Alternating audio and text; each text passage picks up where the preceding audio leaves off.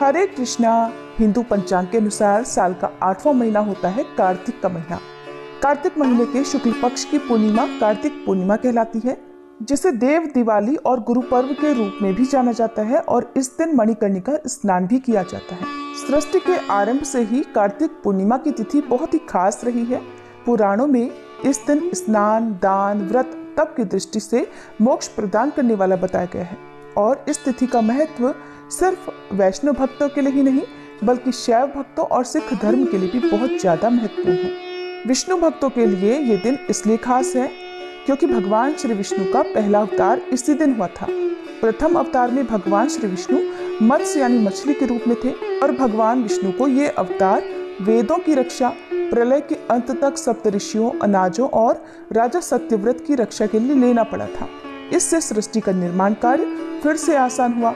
भगवान शिव के भक्तों के लिए इस दिन खास इसलिए है क्योंकि इस दिन भगवान भोलेनाथ ने त्रिपुरासुर नामक महाभयानक असुर का संहार कर दिया, जिससे वह त्रिपुरारी के रूप में पूजित हुए, जिससे देवतागण बहुत प्रसन्न हुए और भगवान विष्णु ने शिव जी को त्रिपुरारी नाम दिया, जो कि शिव जी के अनेक नामों में से एक है। इसलिए कार्तिक पूर्णिमा को त्रिपुरी या त्रिपुरारी पूर्णिमा भी कहते हैं। सिख धर्म में कार्तिक पूर्णिमा के दिन को प्रकाशोत्सव के रूप में मनाया जाता है क्योंकि इसी दिन सिख संप्रदाय के संस्थापक गुरु नानक देव जी का जन्म हुआ था। इस दिन सिख धर्म के लोग सुबह स्नान कर गुरुद्वारों में जाकर गुरुवाणी सुनते हैं और नानक जी के बताए हुए रास्ते पर चलने की शपथ लेते हैं, जिसे गुरु पर्व भी कहा जाता है। इस तरह से ये एक दिन एक नहीं बल्कि बहुत सारी वजह से खास है। इस पवित्र दिन में गंगा जी में या अन्य पवित्र नदियों के जल में समस्त देवी देवताओं का वास होता है। ऐसे में यदि मन में श्रद्धा और विश्वास के साथ पवित्र नदी के जल से स्नान किया जाए तो जन्म जन्मांतर के पापों का नाश हो जाता है। इस बार पूर्णिमा तिथि प्रारंभ होगी 15 नवंबर शुक्रवार को सुबह 6:20 से और समाप्त होगी 16 नवंबर शनिवार को सुबह 2:58 पर।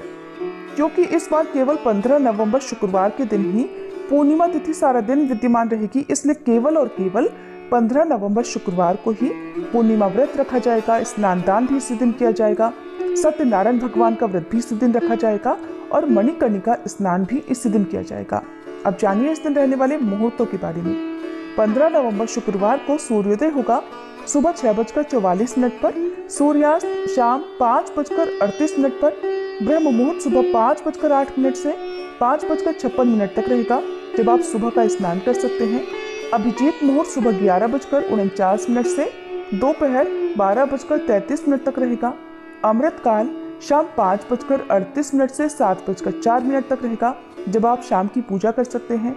राहु काल सुबह 10:30 से दोपहर 12 बजे तक रहेगा। कार्तिक पूर्णिमा के साथ ही कार्तिक मास की भी समाप्ति हो जाती है। ऐसे में जिन्होंने भी पूरे कार्तिक मास व्रतों का पालन किया है, नियमों का पालन किया है, उन्हें इस दिन उद्यापन करना चाहिए। देव दिवाली यानी कार्तिक पूर्णिमा के दिन पूजा के शुभ मुहूर्त इस प्रकार रहेंगे, जिसमें सुबह की पूजा का शुभ मुहूर्त सुबह 5:24 से 6:44 तक रहेगा। शाम की पूजा का शुभ मुहूर्त शाम 5:27 से 6:47 तक रहेगा। विजय मुहूर्त दोपहर 1:53 से 2:36 तक रहेगा। अभिजीत मुहूर्त और विजय मुहूर्त में आप सत्यनारायण भगवान की कथा का पाठ कर सकते हैं। गोधूली बेला शाम 5:27 से 5:54 तक रहेगी, जिस समय आप गौ माता की पूजा कर सकते हैं, गाय के आसपास या गौशाला में दीपदान कर सकते हैं। पूर्णिमा के दिन चंद्र देवता की पूजा की जाती है, तभी व्रत पूर्ण होता है। तो इस दिन चंद्रोदय होगा शाम 5:08 पर।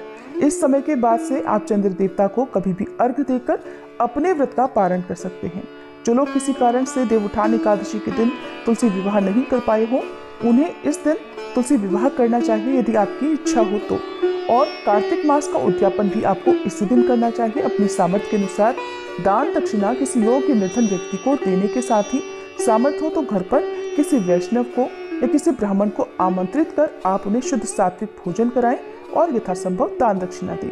कार्तिक मास के अंतिम 5 दिनों को पंच भीखु या भीष्म पंचक व्रतों के नाम से जाना जाता है, जो कि देवउठान एकादशी से लेकर कार्तिक पूर्णिमा तक रहते हैं। ऐसे में जिन्होंने पंच भीखु व्रत रखे हैं, उसका समापन भी यानी उद्यापन भी आपको पूर्णिमा के दिन ही करना होता है। कार्तिक मास के बाद भगवान श्री कृष्ण को अत्यंत प्रिय मार्गशीर्ष मास प्रारंभ हो जाता है और इस महीने में भी भगवान श्री कृष्ण की लीलाओं कथाओं का श्रवण किया जाता है। हमारे चैनल पर मार्गशीर्ष महीने में भी कथाएं सुनाई जाएंगी।